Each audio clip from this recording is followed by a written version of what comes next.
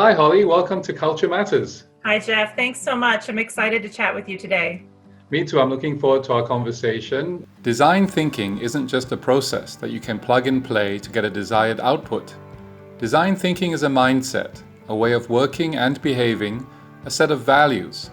It requires intangibles, such as humility and integrity, to do it right and to do it well. Using design thinking as a way of working and of thinking about working can be effective in creating a positive organizational culture, one where creativity and innovation flourish, morale and collaboration are high, and as a result, business performance is boosted. To find out more about all this, I spoke with Holly O'Driscoll. Holly is the founder and CEO of Ampersand Innovation, and prior to that, she was the global design thinking leader at Procter and Gamble.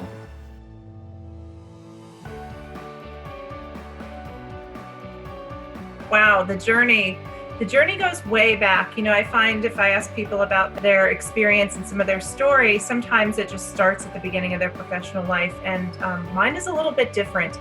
Mine actually started in kindergarten. I went to kindergarten for 2 weeks and I got kicked out. And I got kicked out for telling the teacher what to do and doing other people's work and telling her how many minutes she had left to teach. So I'd like to think that I've been kind of pushing the boundaries and challenging assumptions since around about 1980 when I was in kindergarten, right? And for me, that theme really did persist throughout my teen years and ultimately really shows up in who I am today, right? So fast forward a few years, I had a business in middle school. I had this pencil pouch that, it's back to school time now. And I had this zipper pouch with my pens and pencils neatly organized, and I would loan them out to people in my class, and sometimes I'd get them back and sometimes I wouldn't. For me, I thought, well, there's got to be a better way, right? How do I drive some accountability? And so it was 2 cents a minute for a pencil and 5 cents a minute for a pen for rental. So I came home the end of the week and my mom says, what are you doing? I said, I'm running a business. And she goes, hold on a second. Didn't you learn in kindergarten, don't rock the boat? And so I think we hear these messages, really early in our lives, and they do shape kind of how we engage.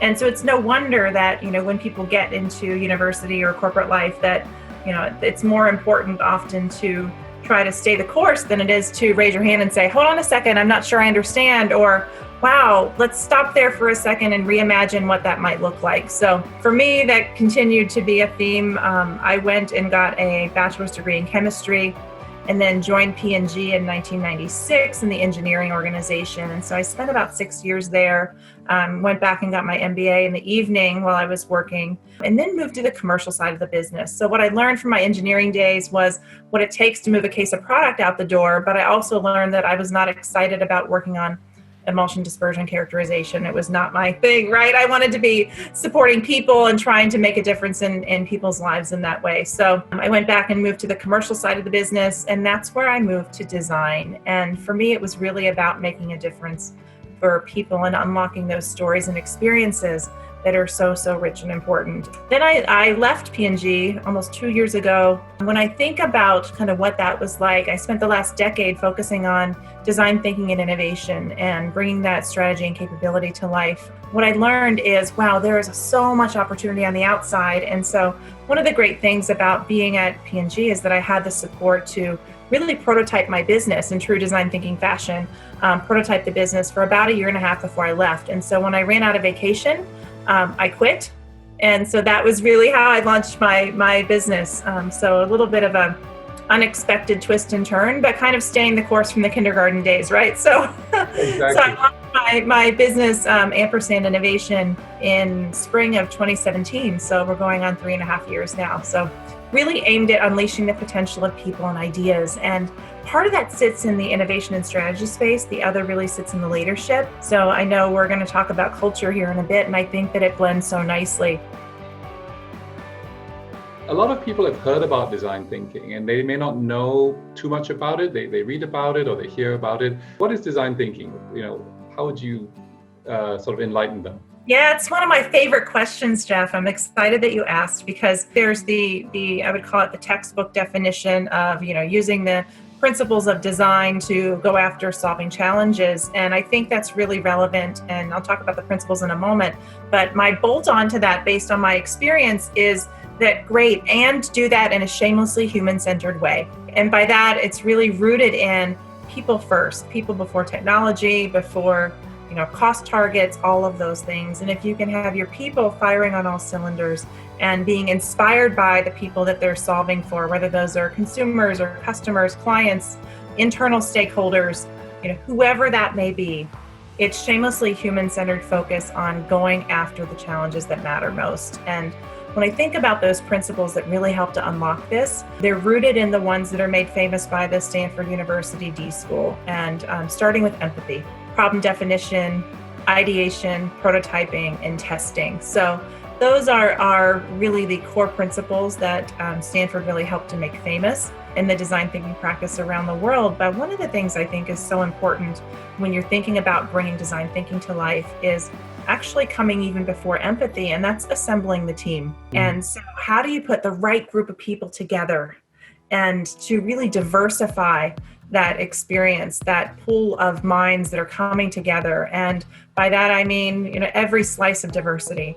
So diversity of culture, of gender, of country of origin, of mindset, everything that you can imagine, right? And bringing those different mindsets together to say, what's possible? And to wrestle with those tensions, because we all have these ideas and these ways of working in the way that we see the world.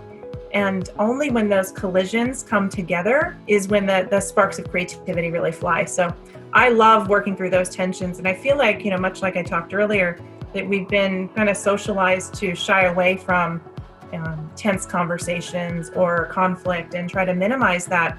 What I've found is that's when the magic happens. Holly talks about the importance of bringing together people with diverse cultures, knowledge, and skill sets. Next, we will find out more about how it starts, from establishing collaborative environments and encouraging ideas from everyone for collaboration to flow. How can we actually develop this mindset as part of an ingrained organizational culture? Think about creating environments where those kind of collisions can be embraced and be supported. I think the organizational climate and culture is so important. And as leaders in organizations, it's so critical to really be conscious and intentional about creating the conditions where people can really thrive in those moments, where they can see themselves as an innovator, where they can push the boundaries of what's possible and really dive into that in a creative way. And one of the things that I've seen that has really served organizations well is what I call the 3Cs model. When I think about culture and kind of creating conditions, really focused on curiosity. So how can you lean into a dialogue? Say that you and I are having a conversation and I say, I'm not sure I agree. Can you tell me more? Doesn't that feel different than, oh, I'm not sure I agree, I think the conversation's over? Which is how it feels like a lot of our experiences, either upbringing or university or even corporate experiences, fall into that latter camp on, I'm not sure I agree, conversation's done. And I think we can do better if we choose curiosity and if we say, wow, what am I missing? What perspective am I missing? It's inviting those different points of view and leaning in with that energy as well, and really stopping and suspending that judgment. The second point that I think is really important is courage. And how do we as leaders establish these climates where courage can surface? And I think it's really modeling that curiosity and openness that really gives people the space and the freedom to practice with courage, right? And to stop the experience where getting something wrong means there's something wrong with you. And I'll say that again, because I think there's a lot of everyone's individual experience that's wrapped up in that, right? I know I grew up thinking that, if you got a 100, then it was better than if you got a 98, or, if you're the person that got the 98, then you beat the person who got the 92. And those are all really good scores. Yet in a zero-sum environment, which is largely the way that we've all been raised, right? Getting something wrong means there's something wrong with you. And that doesn't support a healthy organizational climate that says, let's go after what's possible. Because having the courage to go after those things that really matter that are really hard to do sometimes require that courage, right? One of the things that I think is an interesting way to talk about that is, I'll ask people, how many of you have failed a test? And, in a live audience, right? And those were the days. You have a live audience, right? People could raise their hand and say, yeah, I failed a test. And I'll ask them, what did it feel like for you? And they say, oh, I was frustrated, I was ashamed, and I was disappointed, and I felt really badly. Say, super interesting, right? All of those themes are quite negative. Flip it and say, how many of you in the room, and this works virtually as well, how many of you have watched a young child learn to walk, either yours or someone else's? And most people raise their hands, and I say, so what happens? And they said, well, they fall down, right? And I say, yeah, they fall down. I say, what do you say to them when they fall down? And they say, well, get up, right? Try again, you can do it. And sometimes they hold out their hand and say, how can I help? That's what the work of innovation is. That's the work of leadership, right? How can I help? Maybe you haven't made it there yet. The famous words of Carol Dweck out of Stanford and Teresa Amable as well out of Harvard. They both have spent some time kind of wrestling with yet. And isn't that a better mindset for us to pursue? So, the curiosity, the courage, really, really important in creating these conditions. And I think the third piece of that really matters is candor. And when I think about candor, what does that really mean? At its core, it's Latin for, to illuminate, to light. And so I think of candor as really shining a light on the truth. And that doesn't mean that you've got permission to be a jerk or to be, people talk about brutally honest. And I think being candid is really different than being brutally honest. But being candid is, hey, I'm going to tell you what I think or what I observe.